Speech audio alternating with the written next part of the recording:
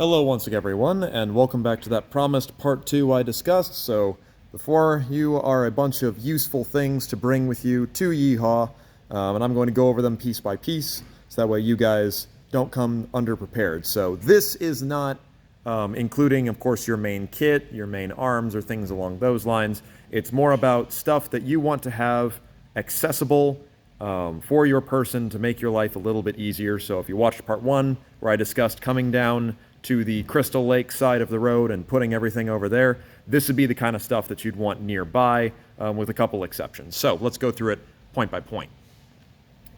So, first off, and probably the most important one, bring yourself some form of chair or blanket or whatever that you can sit in. You know your equipment best, so if you have a very complicated harness, you may want something a little bit more robust if you can get it. There, I did point out there is plenty of benches, etc. available, but you may want something that fits you a little bit better.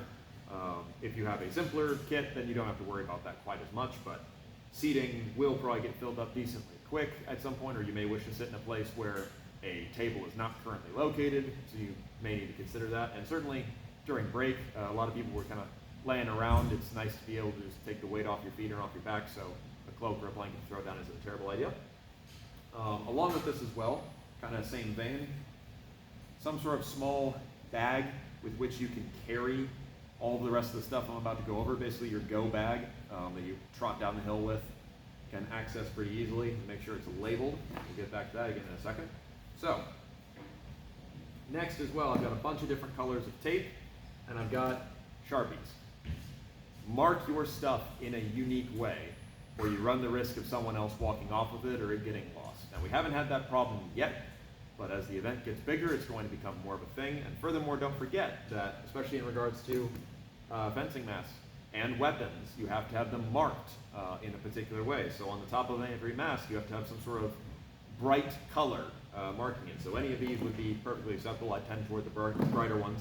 But in regards to your personal arms, if you are carrying a armor-killing axe, you need to have red at the head. If you are carrying a medium weapon, then you need to have yellow, and then Dane axes are things that only count as basically longsword equivalent. You have blue on that. But we'll have tape on site because I'm certain there are going to be a couple where I'll hold it and go, yeah, this is more of this or this. But if you already know for a fact that it's meant to be, for example, an armor killer, you should go ahead and put red by the head to make my life easier. Likewise, I do recommend marking the tail end of the weapon as well. All the RCH ones have red and then blue on them, so don't steal my color scheme. But that makes it so at a glance I can make sure we have, especially spears, which all look the same, all together nice and quick. So, colored tape, duct tape in general is always a good thing to bring. Markers, mark all of your stuff however you can, and ensure that it's hard to mistake. Now, along with this as well, I do recommend that you bring some spare pieces of gear, especially if you're a more armored participant. It sucks if something breaks and you don't have a replacement or the ability to fix it, especially if it breaks in a way that we can't fix it on site. I don't want you to have to then quit playing because something went wrong. So making sure you have, for example, and these are the most common ones I see break, having a pair of heavies or equivalent in case your gauntlets go out of whack. Having something that can go onto your forearms and elbows, and something that can go in place of your leg harness.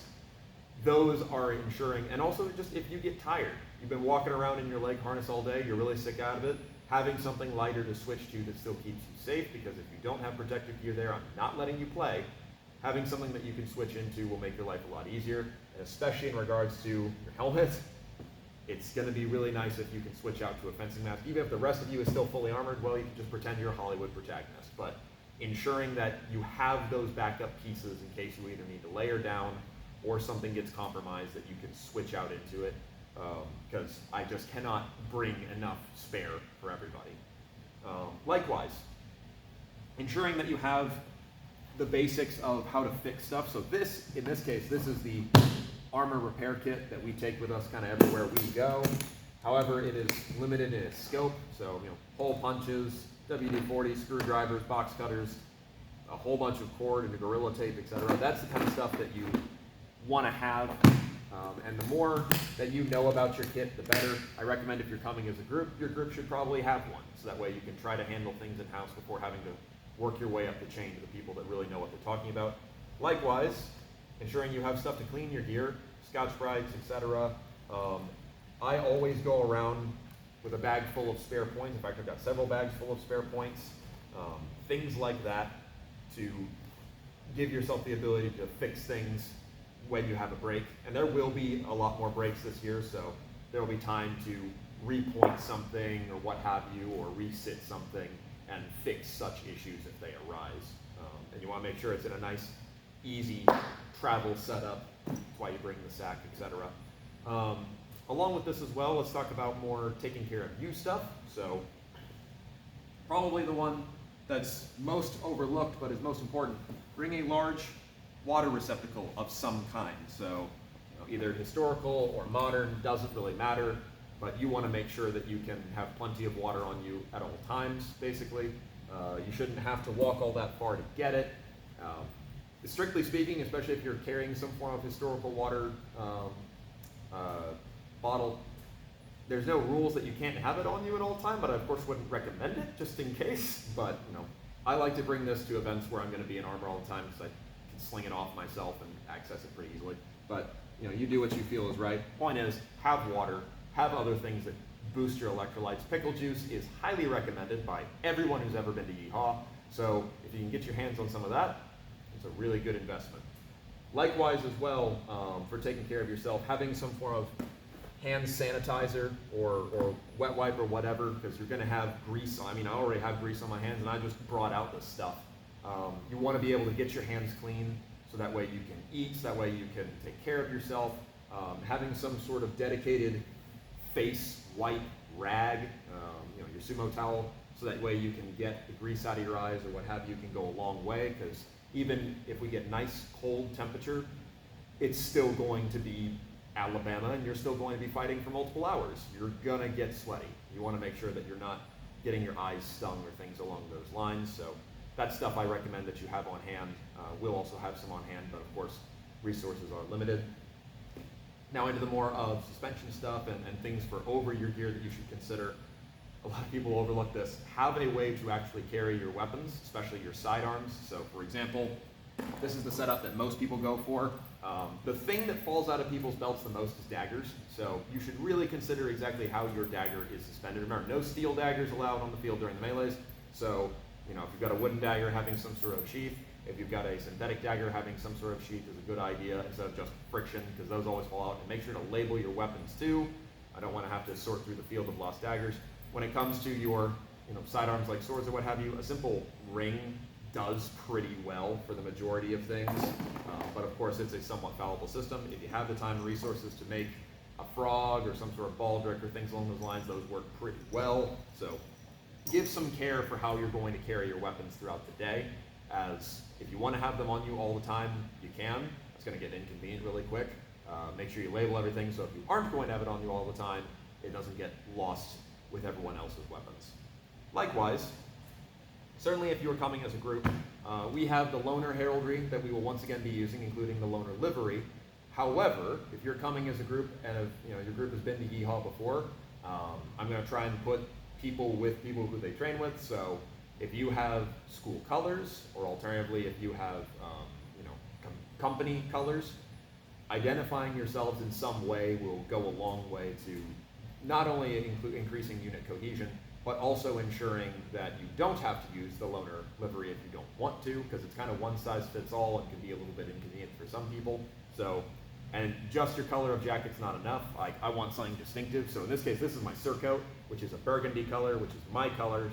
Alternatively, I've got this Jornea that is jet black, so not the best for identifying, but it's something that I can throw over armor or gear so that you can tell at a glance, hey, that guy's on my side, hey, that guy's not on my side. And depending upon the exact array of colors, I will assign you to whichever banner or block matches that most closely. But for example, if we have block of blue, block of red, and you show up in green, well, that's a cool color, I'll stick you with blue. And if you show up with orange, oh, that's a warm color, I'll stick with red. That's how we're going to kind of work. But something along those lines really goes a long way for unit identification, and can also help in regards to identifying if you wanted to use some of that brightly colored tape. One thing that I saw last year that was really, really clever was one of the lances, they took red duct tape and put crosses on their shoulders, so that way they could very easily identify themselves. That was a good idea, and that also then they had it on their masks, which was a good way of demarcating, hey, don't hit me with a pole axe. So be creative, come up with good solutions. Again, not required. We have plenty of loaner livery to go around, but you know, if you don't want to have to wear that, then you should consider what colors you're bringing to the field.